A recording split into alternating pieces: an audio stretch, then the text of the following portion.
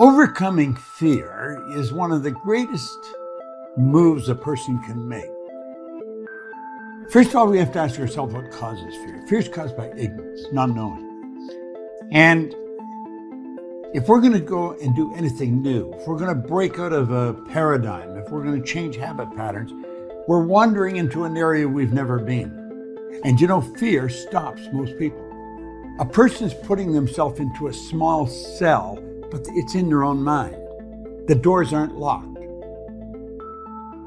They can open, and you can walk away to freedom if you learn to overcome fear. When you face fear, it leaves you.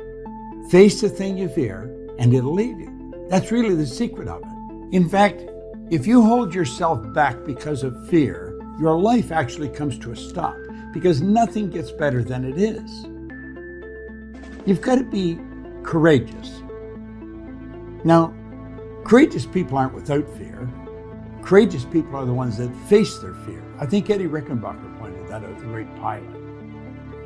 Don't let fear stop you. Make up your mind you're going to step out and do it. Stop and think of the number of people that are in jobs that they don't like and they're afraid to leave.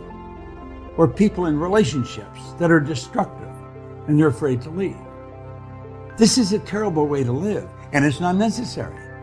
It's just caused by ignorance. And when we step out and do something, we gain an awareness. We develop an understanding.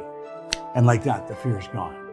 Make up your mind that fear is not going to stop you from doing the thing you really want to do. Let's look at a simple view of time, right? You have the past, you have the present, which is now, and the future, right? This is a very simplified way of looking at time. Worry and fear only exist in the future. You cannot worry anything about anything in the past. It's already happened, but you can be concerned or fearful of what the consequences that may take place in the future. Fear and worry is future-based. Fear and worry is awareness, leaving the present moment, going into the future, creating a situation that has not happened, coming back to the present and worrying about it. Every time you're fearful or worried, say to yourself, I am all right now.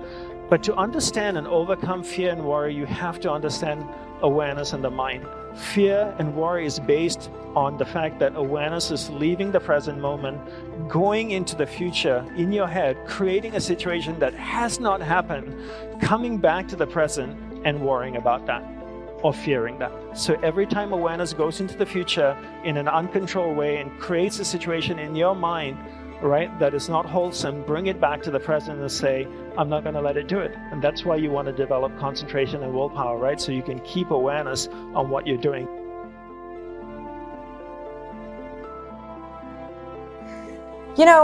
I've heard a lot of experts say that fear isn't real. That is such a bunch of baloney. Fear is so real.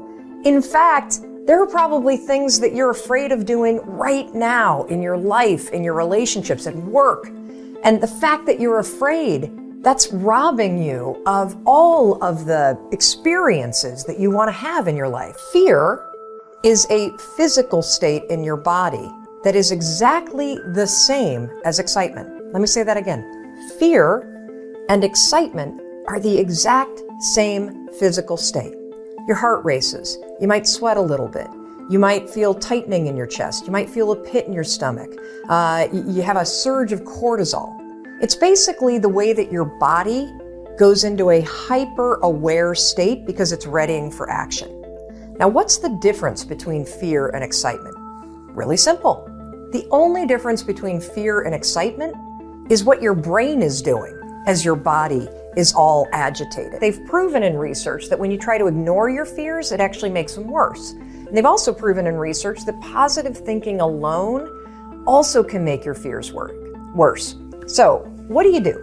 What do you do when you're about to go talk to your boss and you feel afraid? What do you do when you have to get on a plane and you're actually terrified of flying? This is how you do it. You're going to use my 5-second rule in combination with what I call an anchor thought.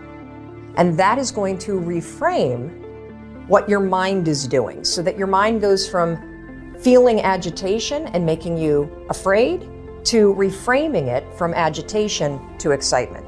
It works like mad. Here's how you're going to do it. So first things first, if you've got to do something that really makes you nervous or that you're afraid to do, before you're about to do it, come up with an anchor thought. What's an anchor thought?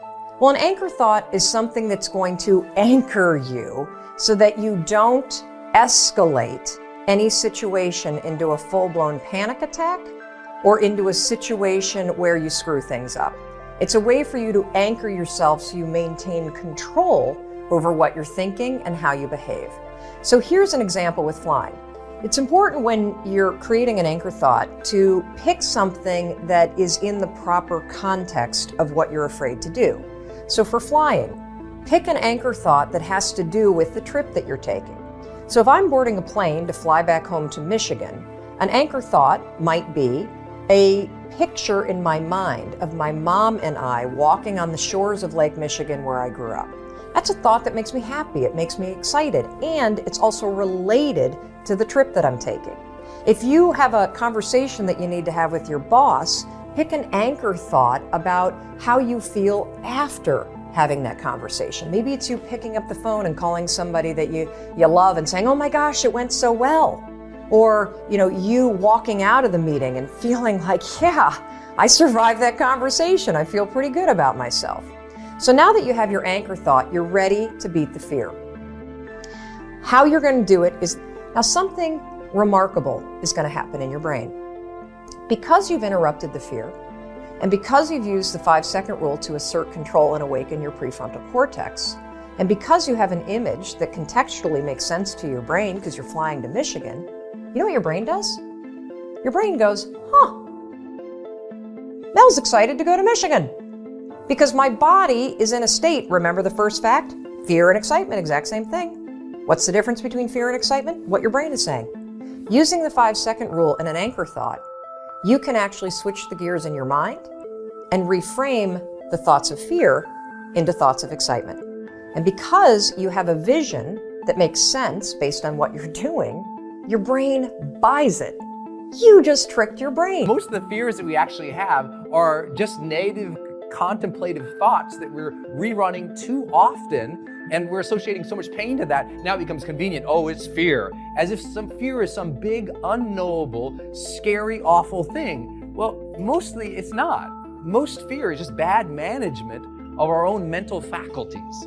It's not an impulsive physical thing generating in our brain, telling us to, fight, flight, or flee.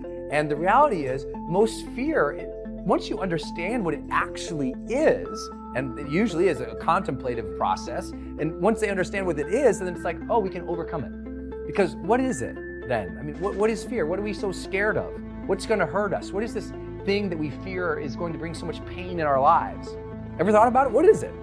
What is the thing that we're so scared that's going to bring in all this pain to our lives? I remember figuring this out for myself. And when I did, I wasn't so scared anymore. Because sometimes, the things, once you understand them more, they're not so terrifying.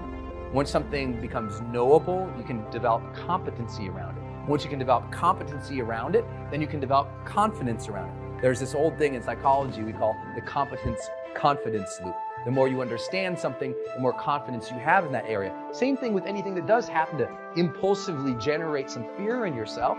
Well, now once you understand what it is, you start thinking about all the things that will be positive from that change. And when you do that, you start to master your mind and direct it better. Because you know what? When you're obsessing about loss pain, process pain, and outcome pain, guess what? The more you focus on those, the more you obsess about those types of pain, your brain and your body goes, no, don't do that. I don't want to experience that. Because we've built and we've been gifted with this incredible contraption here that is unbelievably driven to avoid pain. And when we realize that, then we have to stop suffering in our mind and stewing in our mind about the pain we might experience if we do the very things that would improve our lives. You and I both know what would improve our lives. Why aren't we doing it? Because somewhere there we probably associate a lot of loss, process, or outcome pain to it. And today might be a great day to sit down and say, what do I really want in my life? Why have I not been progressing faster? And when you start exploring that question of why have I not been progressing faster, you might discover loss, process, and pain at work, and you're going to flip it now and focusing on the gains, the joys, and the positive outcomes. And when you start to do that, you'll find yourself being that joyous master. You'll find yourself getting further ahead in life, and you might just find that life can feel fully charged once again.